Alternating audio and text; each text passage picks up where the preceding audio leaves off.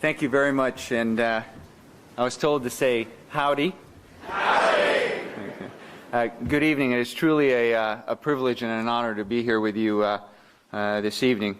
It really seems like only yesterday that I was sitting in a small windowless prison cell looking into the eyes of one of the most brutal dictators of our time. Tonight I'm going to share with you three stories about that unique historic event.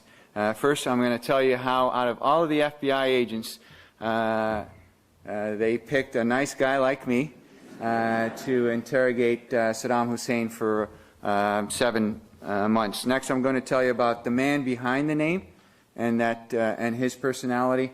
And then I'm finally going to tell you about how I used cookies to interrogate one of the most hated and heartless men on earth. So that's kind of going to be really what tonight's event is going to be. Of course, Saddam was captured on December 13th, 2003 by U.S. forces in Al-Ajwa, which was his hometown where he was born and raised. Initially, the Secretary of Defense asked the CIA to conduct the interrogation of Saddam Hussein. But everyone immediately recognized that Saddam needed to face prosecution for the atrocities that he was responsible for. And really the only agency that is capable of doing that, both collecting intelligence, which was our primary objective in the interrogation of Saddam, yet be able to prosecute someone like Saddam who had committed the atrocities that he had committed, was the FBI. And as a result, the FBI was asked to formally take over the interrogation. And at that point, the FBI looked through its ranks of agents to pick who they thought would be the best candidate. Immediately, the FBI recognized that they needed someone that could speak Arabic, as Saddam did not speak English, and they felt that that skill would really increase the likelihood of success. In 2003, there were approximately 12 FBI agents that could speak Arabic. So you could see how my chances dramatically improved at that time. They needed someone that could work with and get along with the CIA. And apparently that list is actually shorter than our Arabic-speaking list. They needed someone that was familiar with Iraq and Saddam and his regime. And I had already been to Iraq. I had served in Iraq for the FBI April of 2003 through July of 2003, actually working this target and his regime. So I was very familiar with it. And they needed someone that was a good interrogator. Not that I would consider myself a good interrogator, but as a police officer and at one point working homicide, I had the opportunity to do numerous interrogations and was qualified. So my name made it to the top. And was very, very fortunate to have been selected. I received the call on Christmas Eve, December 24th, 2003 at 5 p.m. I remember it because I was still doing my last-minute shopping. I know I just heard that earlier, a typical man, still waiting till the last minute, and was selected. My team and I were then immediately deployed to Iraq to take over the interrogation right after the holidays. We immediately recognized the challenges that were associated with this type of interrogation. It was a very unique interrogation in the sense it was going to be a long process. It turned out to be 7 months, but Saddam was immediately given enemy prisoner of war status, rightfully so, as the commander-in-chief of the Iraqi military. He was entitled to that benefit. But what it meant for him was that he didn't have to answer questions. Under the Geneva Convention, and EPW as they're referred to, does not have to agree to an interrogation or answer any questions. So we had to be aware of that and overcome that and hope that he did not invoke those rights. He was very aware of what we were going to ask him. We had made our case very clear to the entire world when Secretary of State Colin Powell basically spelled out our reasons of going to war with Iraq. That he knew he was going to be prosecuted. President Bush had made it clear that if Saddam was captured alive, that he would face a prosecution for the atrocities that he was responsible for. The insurgency was a huge challenge for us because he could hear the insurgency taking place just outside of the detention facility where he was being held. And finally, his own counter-interrogation skills. Going up through the ranks within the Ba'ath Party when he was a young man, he was in charge of the security service, and he told me he was a master interrogator. I can tell you he probably didn't use the same interrogation techniques I did, but still he was very good at countering our efforts. This is one of his favorite photos, by the way. This is him celebrating winning the election on October 2002, where he received 100% of the Iraqi vote. I should mention, though, he was the only candidate on that ballot. But I remember having that discussion with him and having to acknowledge that no American president had ever been able to accomplish that or will ever be able to accomplish. Can you imagine one of our presidents being able to get 100% of the American vote? I mean, American Idol has our best voting record, and we don't get anywhere close to these numbers. This is Saddam at 12. This is the youngest photo available of Saddam. He was born in Al-Ajwa, as I mentioned, his hometown, on April 38, 1937. Joined the Ba'ath Party in 1956. Made his mark within the party in 1959 when he attempted to assassinate the then Prime Minister of Iraq, Abdul Karim Qasim. Actually, that assassination attempt failed, and Saddam was wounded and had to make what he always loved to describe as a daring escape. He fled Baghdad on a motorcycle, went back to his hometown where he felt safest.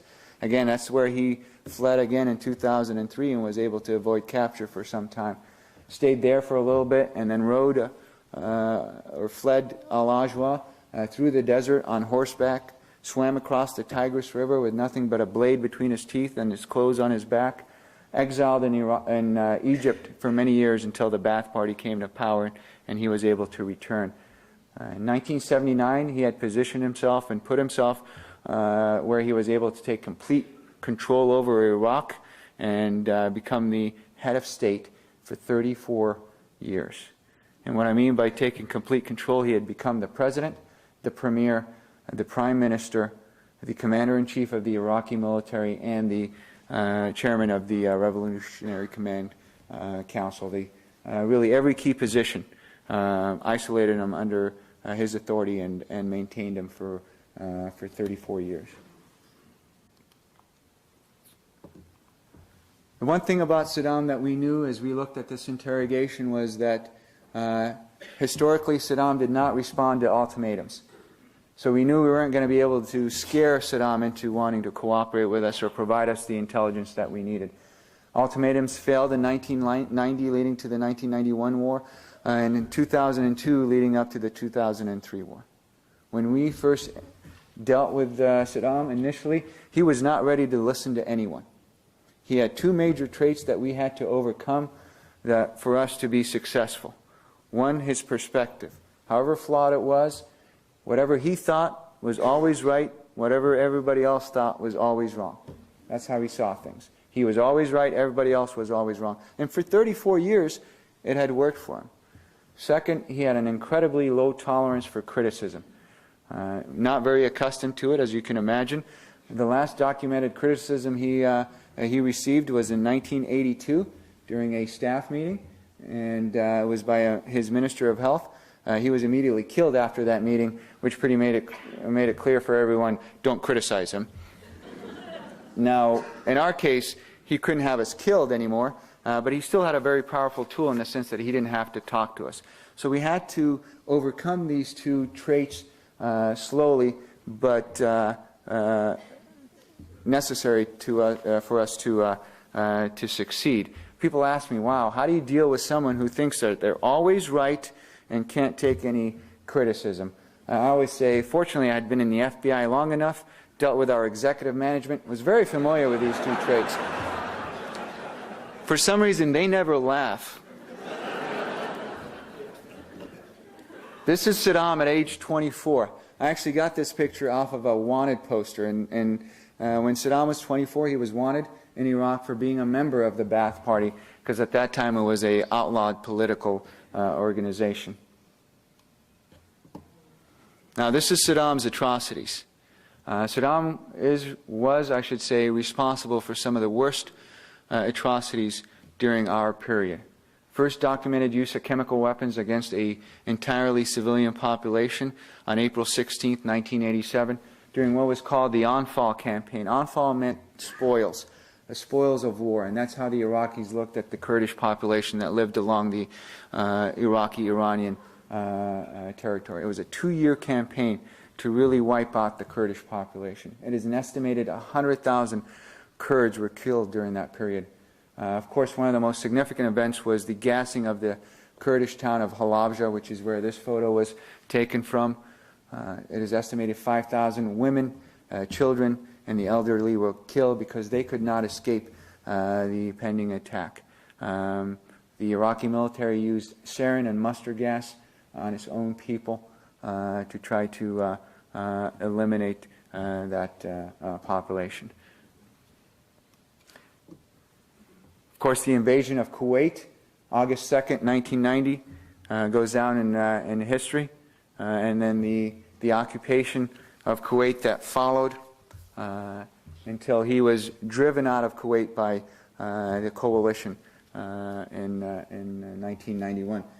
However, during that occupation, his forces committed numerous atrocities. They would line up people and publicly execute them to eliminate any potential of a uprising or a revolt against the Iraqi occupation of Kuwait.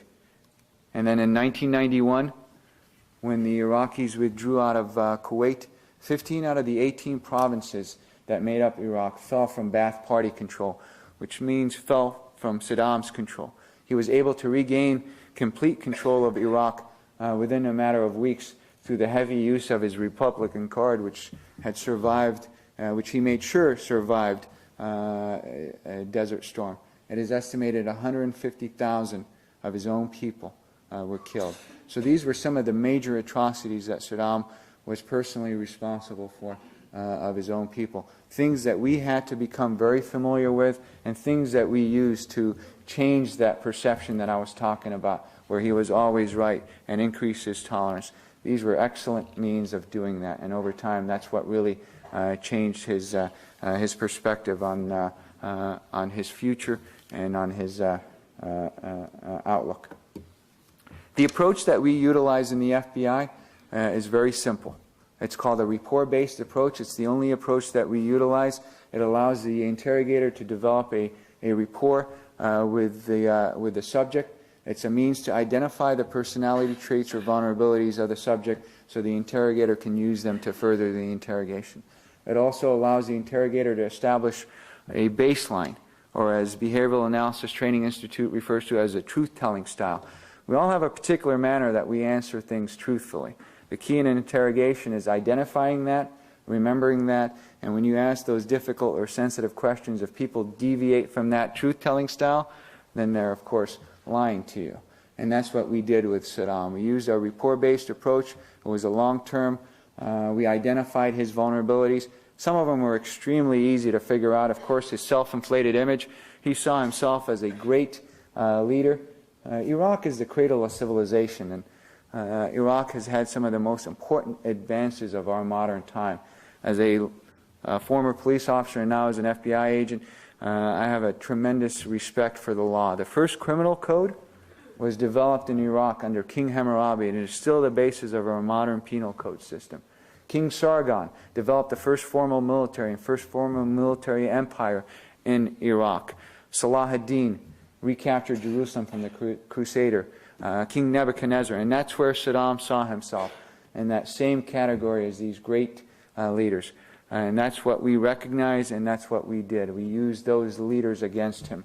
Of course, his image as a strong Arab man. I can tell you, of being of Arab descent, that is very important for an Arab male to be viewed by his family, his tribe, his clan as having that strength. And that's what really mattered to him. That's why I've included this photo here particularly, because this is a photo of Saddam swimming across the Tigris River, and he would do that every year on the anniversary of his daring escape in 1959. He would swim across the Tigris River just to demonstrate his strength, that he was still the strong man of Iraq to his subordinates, and to his people. And would do that, just so that nobody forgot that. His preoccupation with his legacy. He told me he cared more about what people thought about him 500 or 1,000 years than they did that day that I was talking to him. So in his mind, he was going to go down in history. Whether he does or not, I'm not sure, but there was clearly no question in his mind, and he was preoccupied with that. This is how he saw himself. This is his favorite photo of himself. A warrior, here he is in a military uniform, and would wear a uniform quite a bit. Even though he never really served in the Iraqi military, he was denied entrance into the Iraqi Military Academy in the early 50s, but when he became president, he promoted himself to Field Marshal, which is the highest military rank that you can attain. And come on, let me ask you, I mean, who rides a white horse? Right? And that's how he saw himself, is that knight shining armor, that hero. He had a sword, just as Salah ad-Din did, because that's how he saw himself, as that third best warrior in the Arab world or in the Islamic world. Third to Prophet Muhammad being one, Salah ad-Din being number two, and Saddam Hussein being number three. And this is his favorite photo, and would start every military parade in that. I studied this photograph quite a bit and looked at how could I use this photograph to further my interrogation, because my team and I were responsible not only for him, but every other high-value detainee that was in U.S. custody. We had to interview every one of them, not only for intelligence, but to further our overall interrogation of Saddam, to develop that subject matter expertise. And I looked at this photo, and it came to me. I thought, how cool would it be if I showed up my first day to the prison riding a white horse, right? Everybody would get it. He's out, I'm in, old guy out, new guy in charge. Pretty clear, not only to him, but every other detainee. So I called the FBI. I said, hey, I need a white horse. You said I could have whatever I want for this assignment. And they said, absolutely. That's why we picked you, George, because you think like that. Unfortunately, we were having budget cuts that year, and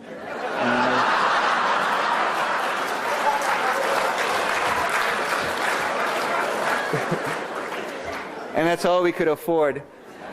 But we still made it work, as we do in the FBI. His other vulnerabilities was his mother.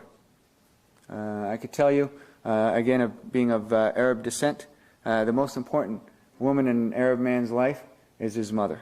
And my younger brother is sitting here in the audience, and he can also tell you, my mother, our mother, reminds us of that on a daily basis.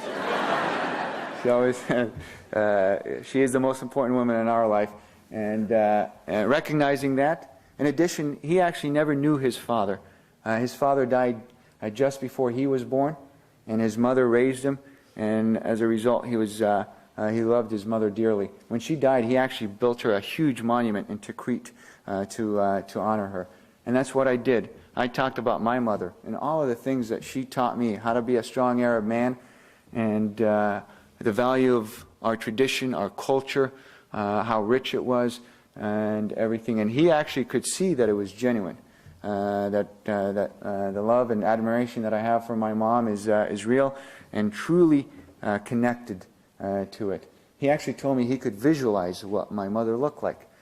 Creepy when you're thinking about a 67-year-old man in prison daydreaming about your mother, but at the time my mother didn't realize I was using her to further my my efforts.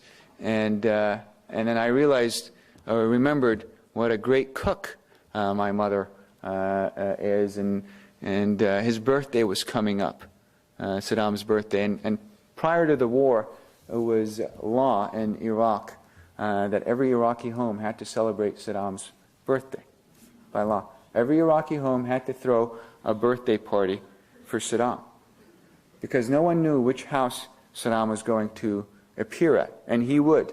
And he did that quite a bit. He would show up to people's homes unannounced and expect a party. and people would. Every Iraqi home threw a party. So, of course, when he was captured on April 28, 2004, there was a lot made of that. The Iraqis no longer had to celebrate his birthday, and there was a lot of attention in the media to that. Of course, we made Saddam very aware of that the Iraqi people didn't really love him as much as he thought, and that they were actually celebrating not having to celebrate his birthday. And all day we were making that clear to him, because we wanted him to realize it and almost feel depressed by the fact that of the reality of his situation and what really the Iraqis felt for him.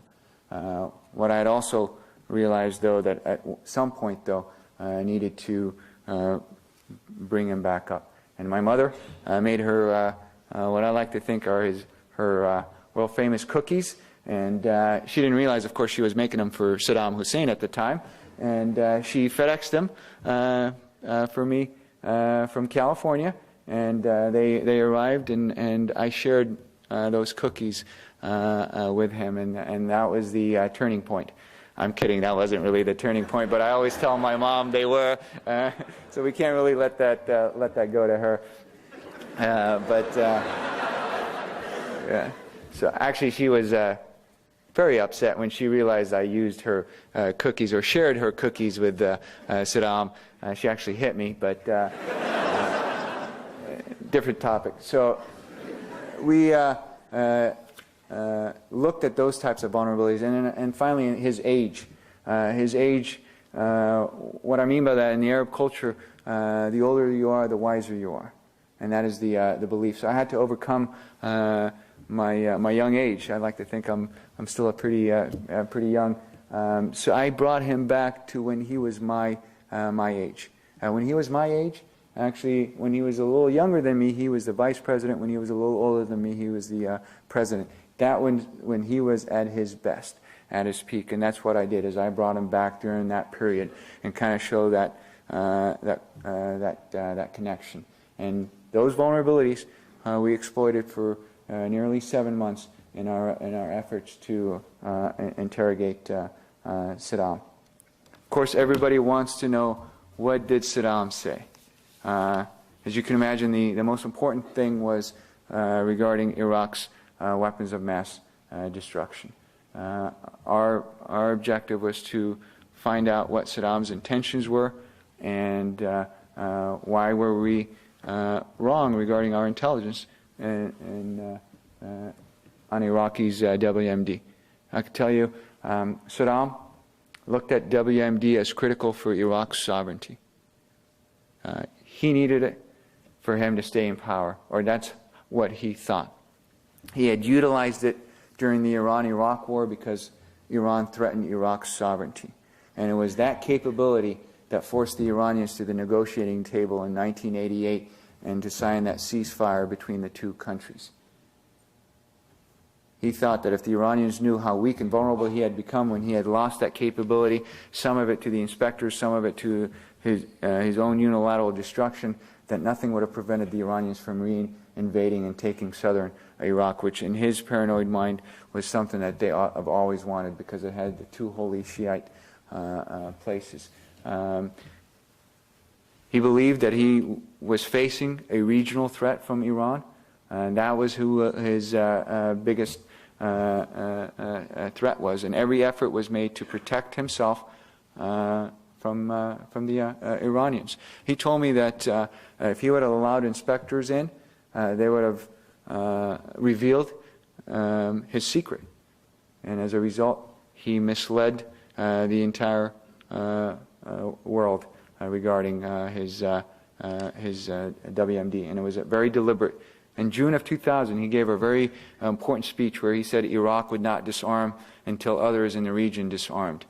A rifle for a rifle, stick for a stick, a stone for a stone. And that's what he was saying. He was trying to send that message to the Iranians to say he was still as dangerous and still as strong as he was in the 80s when he forced them to negotiate with him. His intent was to reconstitute his entire WMD program as soon as sanctions were lifted. He he recognized that he needed that capability, and that was his intent. If you talk to Mr. Charles Dulfer, the head of the Iraqi survey group, the person that was in charge in answering these questions for the U.S. Government, he would tell you if it wasn't for 9/11, sanctions would have been lifted by 2002, 2003 in Iraq. We were losing the battle at the United Nations, and Saddam was on his way to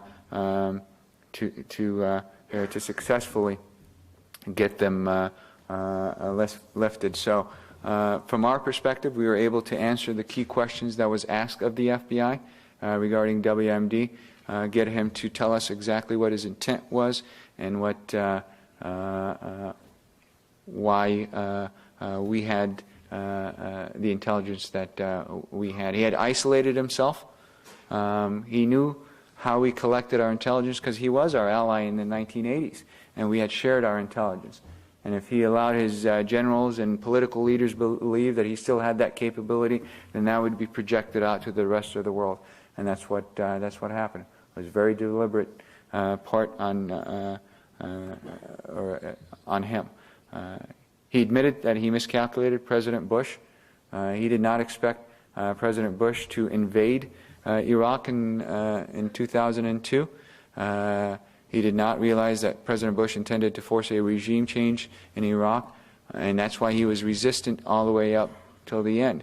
He expected us to carry out another aerial strike as we did in 1998 under Desert Fox. He knew he could survive that, and that's what he was counting on. Only once he realized that President Bush intended to invade and force a regime change in Iraq that he changed his position and allow inspectors in. But by then it was too late. And he did recognize that he really miscalculated President Bush's intent and resolve. From our perspective, we feel like we answered every requirement that was asked of the FBI. In addition, as I mentioned, we interviewed other key figures in the former regime. Some of you may recognize this individual. This is Tariq Aziz. On your left, Tariq Aziz on a good day. On your right, Tariq Aziz's booking photo, as we refer to it in the FBI. Tariq Aziz and other high-value detainees were interviewed, and they all implicated not only themselves but Saddam and the atrocities that he and the rest of the regime were responsible for. This is probably one of the worst. This is Ali Hassan al-Majid, better known as Chemical Ali. Earned that name for his role in gassing the Kurds in the 80s. He's the one that Saddam looked at to carry out the invasion of Kuwait and the occupation of Kuwait in 1990. This is the guy that Saddam looked to when he wanted his two sons-in-law murdered. And probably his most trusted right-hand person. We interrogated him as well, and were able to get admissions from him implicating not only himself but Saddam in the atrocities that I mentioned. On June 28th, 2004, the new Iraqi government came to power, and one of the first things that they did was ask for these defendants. They wanted to bring these individuals to justice and issued arrest warrants for them. The FBI assisted the Iraqis in the service of the arrest warrants against these individuals, and on June 28th, 12 Iraqi former Ba'ath Party members were, for a lack of a better term, indicted for their atrocities. Of course, first and foremost was Saddam Hussein. At that point, the FBI's ability to interrogate Saddam ended as his legal status changed from enemy prisoner of war to an Iraqi defendant, and the Iraqi rules of law came into effect. I stayed on for another almost 30 days to help with the transition of his legal custody. And upon my return to the United States, I was very fortunate to been offered the opportunity to author the prosecutive report to prosecute Saddam. That took approximately 6 months. We used the interviews that we had conducted in Iraq of not only Saddam but the other key figures. We identified victims that not only lived here in the United States but in Europe that had survived some of these atrocities that I mentioned to you. They were brave Americans that had survived those attacks, that were willing to come forward and give us their accounts of the events. Some were even braver to actually travel to Iraq and face Saddam and the other leaders in court and to testify against them to the atrocities. That prosecutive report that the FBI prepared in the traditional FBI format, utilizing every capability that we had. At that time, we used the same standard that we have here in the United States. Our belief was that if that report could stand U.S. court scrutiny, it could stand any court scrutiny, and that's the basis that we used. We authored it and then provided to the Iraqis that was utilized to lead to his prosecution, conviction, and eventual execution, which was on a couple of years ago. So that's really Saddam, the person. I always tell people there were two sides of Saddam. There was the dictator side that we all knew and recognized from his actions and from his conduct, speeches, things like that. And then there was the human side of Saddam, which spending 7 months with, I got to see in some ways very two distinct individuals. The human side was somewhat surprising to me. I could tell you he was very normal, was very charming, very charismatic. As the president said, had a great sense of humor.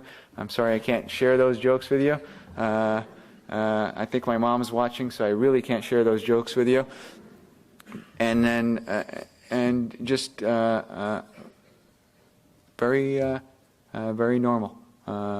Needed same things that we all need. The only person that he saw or talked to was me for 7 months. He was, in a sense, isolated. We would spend, initially we started about 1 to 2 hours and then evolved to 5 to 7 hours. Those that know me say, wow, 7 hours with you every day? That is torture. But I'd like to think that actually it was fun for him. But you guys are surprised. And that's what we did. I actually learned a lot from reading Senator John McCain's book as I prepared for this interrogation. Senator McCain, who's a man I respect quite a bit for his service for our country, went through a very difficult captivity during Vietnam. And what I took from him was that the torture that he faced actually hardened him and prepared him to survive that period. And what that really means is if you get treated crappy all the time, eventually you'll get used to it. You can accept it mentally, physically, psychologically. You can adapt to your situation, and it doesn't seem as bad. If you get treated great all the time, as I can tell you we get treated great in the FBI, you can get used to that all the time as well. The key is to, in this type of interrogation, is not to let your subject get used to their environment. So we would take Saddam through all of those emotions. We wanted him to be feeling at one point very happy. Like as I was mentioning to you, we were talking about the election. Yes, I acknowledged to him that he was able to accomplish something that no American president had been able to accomplish. I knew what a farce that was since he was the only candidate on the ballot. I also know how people had celebrated his fall, and Iraqis were riding on his head and slapping it with a shoe. And there was going to be a time where that was going to be very effective, and we utilized those videos against Saddam in the interrogation. We forced him to watch, but whenever it was possible, we would take him through those. The cookies is a perfect example. His birthday, events like that. So he never really adapted to his situation. I was just recently asked, what did he think about his sons? I could tell you his sons were a great gauge of how we were doing in the interrogation. When I first asked him about his sons, he painted them as heroes, martyrs, died for what they believed. How could he ask the Iraqi people to give up their sons if he wasn't willing to do the same? That was how he painted them. Of course, over time that changed. As we were making progress, that changed. I knew we were doing well when I was really pressing him on his two sons, and he finally said, "George, stop. You're giving me a headache. You don't get to pick your kids. You're stuck with what you get." And I was thinking, wow, did I just hear him really say that? So that really, to me, was indicative of the progress that we were making with Saddam. But I want to make sure I leave enough time for questions. I want to thank you for this tremendous opportunity to be here with you this evening. It is truly an honor and a privilege. The one thing I would like to close with is that this was a very unique and a historic event. It's not every day that you get to interrogate a former head of state, 34 years, someone that who had really impacted our national security for so many years. Yet, for me, is just another example of what the FBI does on a daily basis. It's a historic accomplishment, not for me, but for the FBI as we celebrate our 100 years. And would just like to leave you with that note, that this is not really a success on my part, but a success on the FBI. Thank you very much for your... I definitely thought the punishment was fair, just, and appropriate. However, having gotten to see the human side of him, I did not enjoy the execution at all. I've only seen it once, and I really have no intentions of seeing it, even though I do truly believe that it was a very appropriate punishment for what he was responsible for. Yes, sir. What were Saddam's views on 9/11 and Al-Qaeda? Good question. I'll try to answer as much as I can. The majority of Saddam's interrogation has been declassified.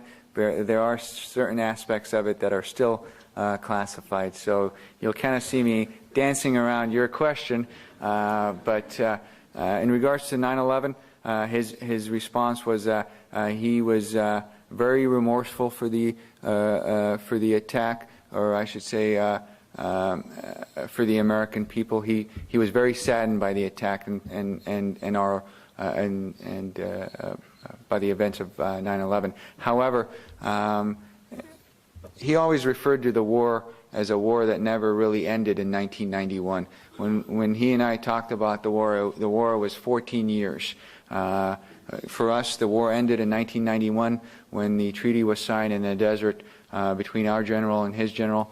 But for him, it continued. So, and he said, whenever you have two states that are in a war, there are no diplomatic relations. So he never sent his formal condolences to the attack, but had Tariq Aziz write 2 personal letters, one of them to the former Attorney General Ramsey Clark, passing Iraq's condolences for the attack. Iraq was not involved with the 9/11 attack at all. That was strictly an Al-Qaeda operation. But regarding the Iraq and Al-Qaeda's relationship, that's that's still unfortunately classified. Are there any additional questions? If not, that will conclude our program for tonight. I would ask that our guests in the adjoining auditorium please remain seated so the President and Mr. Piro can visit with you. Ladies and gentlemen, thanks again for being with us. That concludes our program. George, thank you, and we wish you all the best. Thank you.